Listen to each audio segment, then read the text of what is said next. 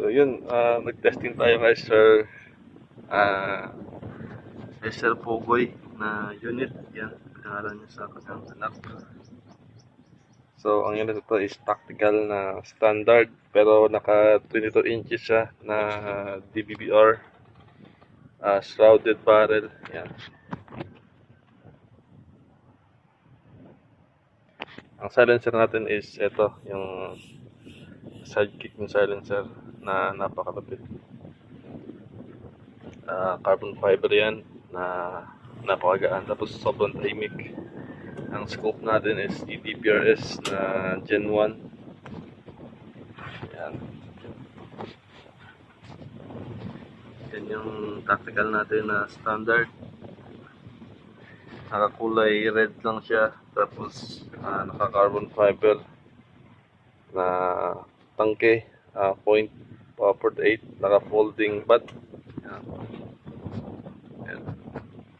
Adjustable to. Ang hammer spray niya is adjustable din. Yung valve niya sa loob adjustable yan.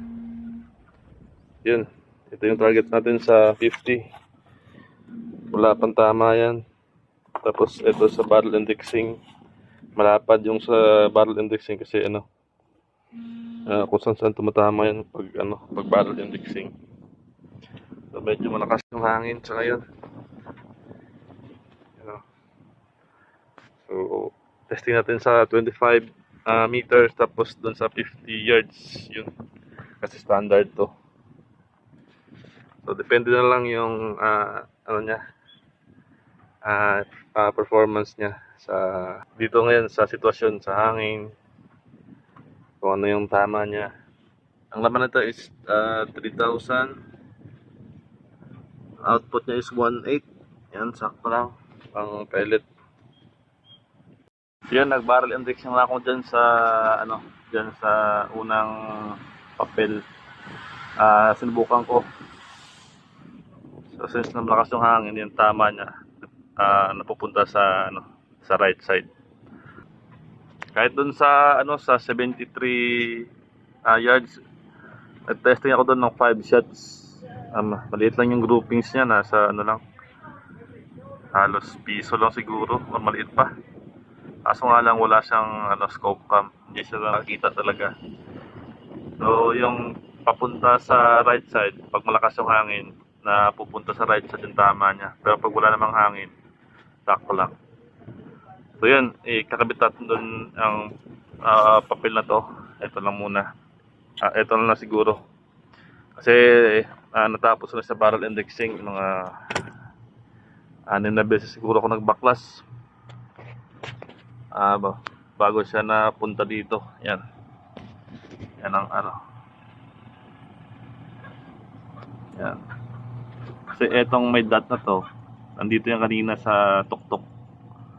So mula dito, inikot hanggang dito yan. So doon yung pinakamalapit niya na center to center sa scope. So yung pellet natin na gamit is yung Astro lang local pellet, naka-resize. Yan. So yun, ikabit natin to yung papel, tapos testing natin.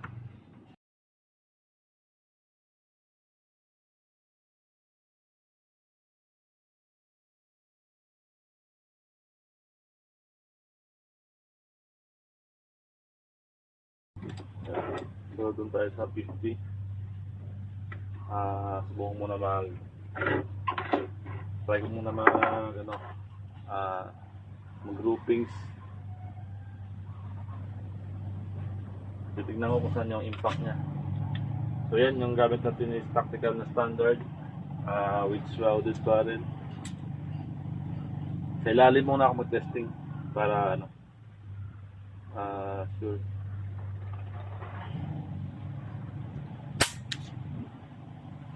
So siya, kinakabig ng hangin, medyo malakas.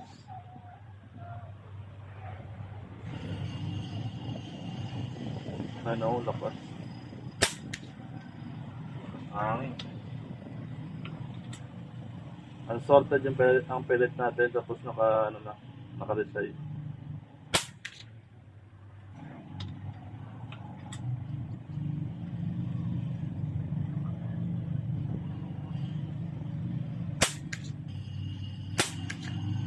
Ang MB na to nasa 890, 898, gano'n.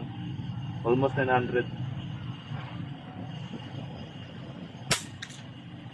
Yun, yung tama niya talagang napupunta sa right side kasi napakalakas ng.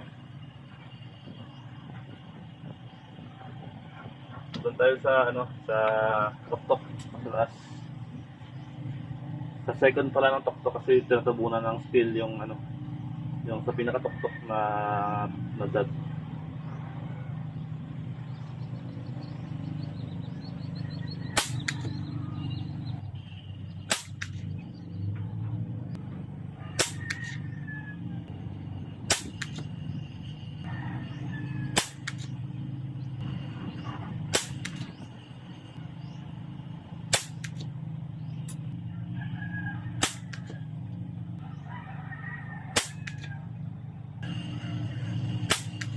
Yun, 10.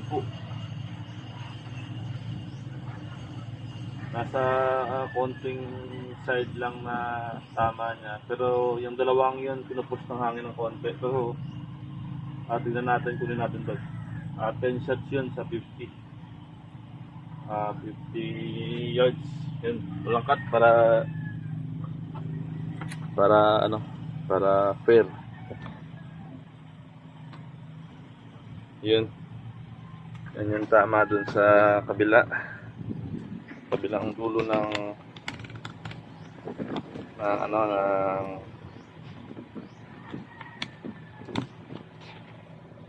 so yun, pupunta ako doon para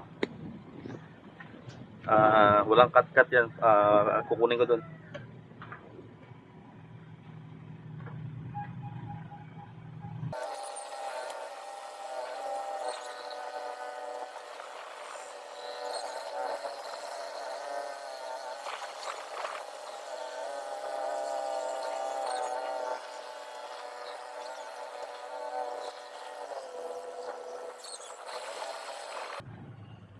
So yun.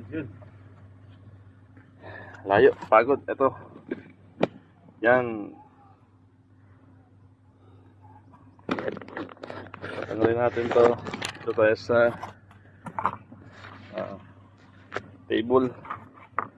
Ito yung sasabi kong testing kanina sa ilalim. Yan, nakasumpala to. Yan, ito yung testing ko sa ilalim. 5 shots. Subukan ko kung saan yung impact niya. So yung 10 shots na uncut, ito. Bigyan natin ng reference to. So ito, reference natin, wala akong piso nakita. So 10 piso. Medyo malaki lang ng konti sa piso. Ayan yung reference niya sa 50 yards. Ayan. So yan yung tama ng unit ni Sir sa 50 yards. So ito, yung unit ni Sir. Yun yung testing natin sa unit ni Sir Pogoy na tactical standard na nakapula. Naka carbon fiber tank na upgrade, naka shroud, naka 22 inches na DBBR with shroud na napakaganda din, sobrang gaan.